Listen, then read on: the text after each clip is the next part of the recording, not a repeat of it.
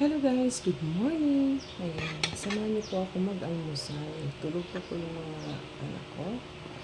Ayan, tsaka si Tonton. Nagluto po ako ng maaga dahil akala ko may pasok. Ito po ang aming ulam, burger, egg, at tsaka nagluto po ako ng ampalaya para sa akin.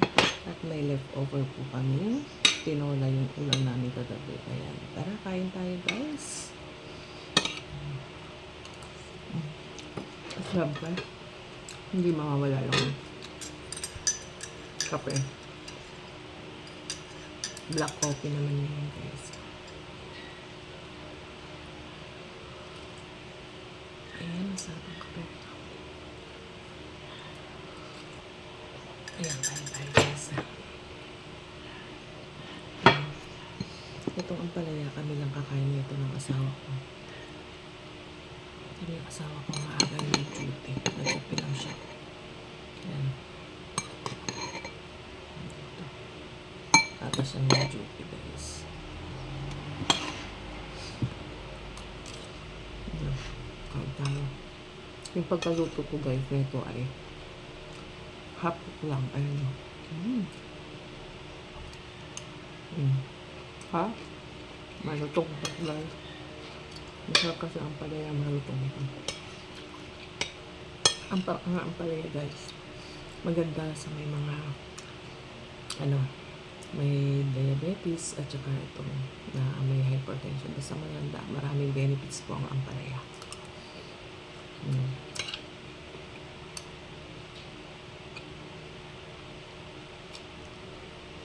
Kain tayo.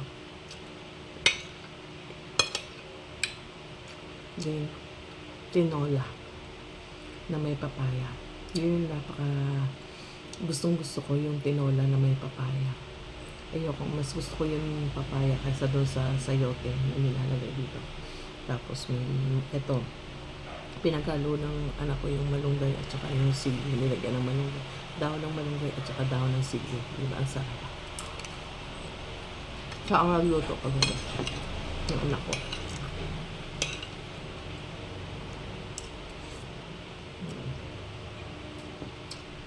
Ito sila.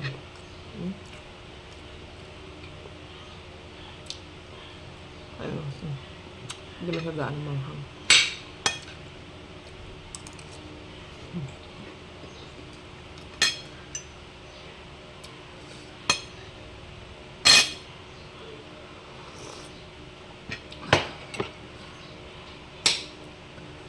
Ito maganda din kasi yung gamot din kasi yung sili sa may mga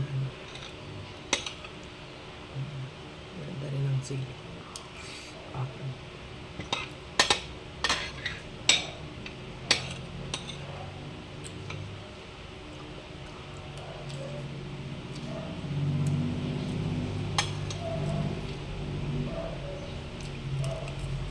At isa pa, ang ampalaya ay maganda sa mga nababa ang hemoglobin din.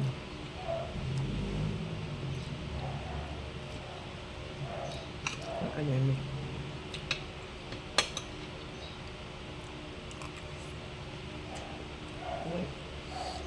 Wala pa rin pala pong pasok. Akala ko may pasok na. Pero wala pa rin po pala dito sa amin. Kaya wala pa rin pasok si Tonton.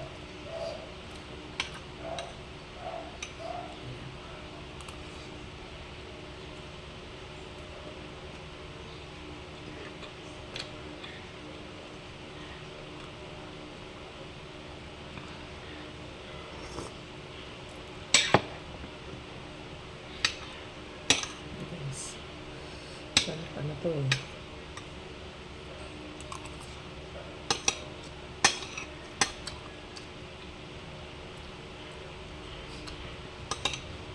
Chicken wings na tinola, guys.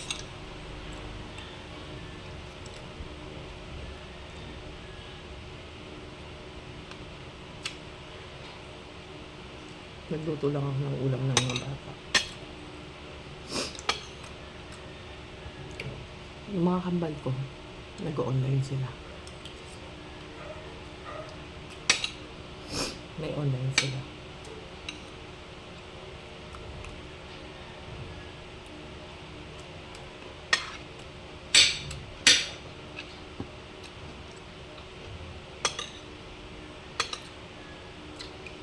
Hindi siya gaano mapait, guys. Ang ampalaya. Kasi ang ginawa ko, guys, is hiniwa ko. Tapos binabad ko sa may tubig na may asin. Tapos nung niluluto ko siya, guys, ay hindi ko po siya tinakpan. Para nga po, hindi makulog yung para hindi siya mapait gaano. Yun po yung sekreto. Para hindi rin mapait masyado yung ampalaya pag niluluto natin. May mga paraan.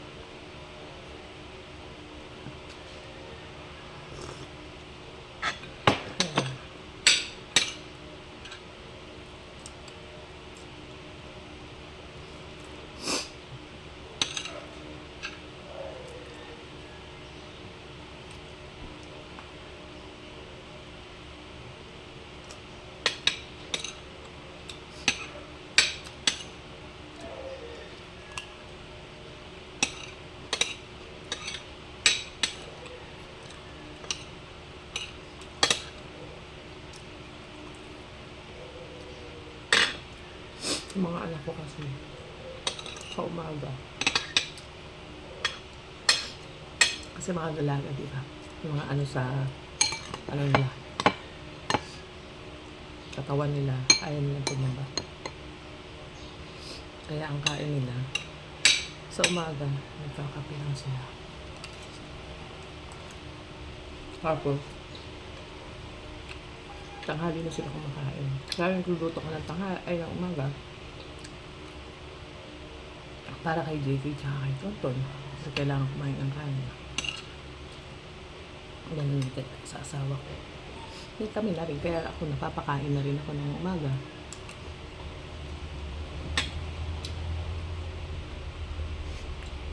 Okay.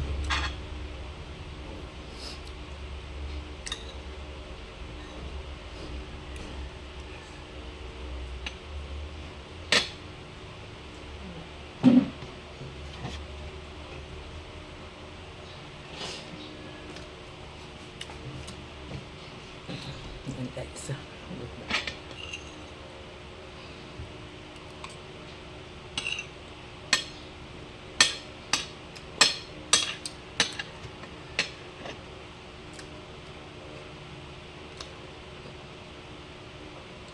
Inom kasi ako ng gamot.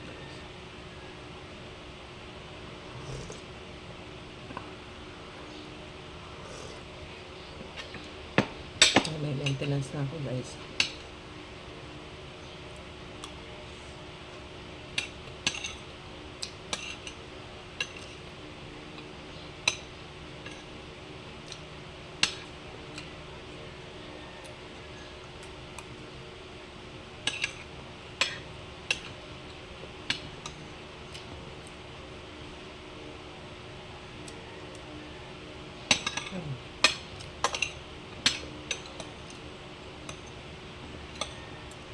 After kong kumain, inom ako ng gamot ng aking losartan.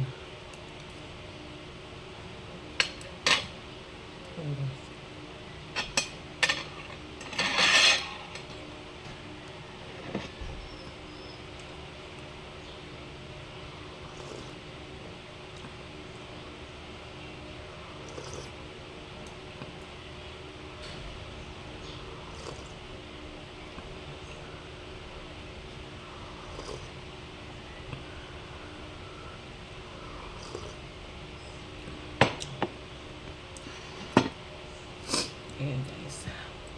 Sarap ng kape. May sugar. Black coffee na walang asukal, guys.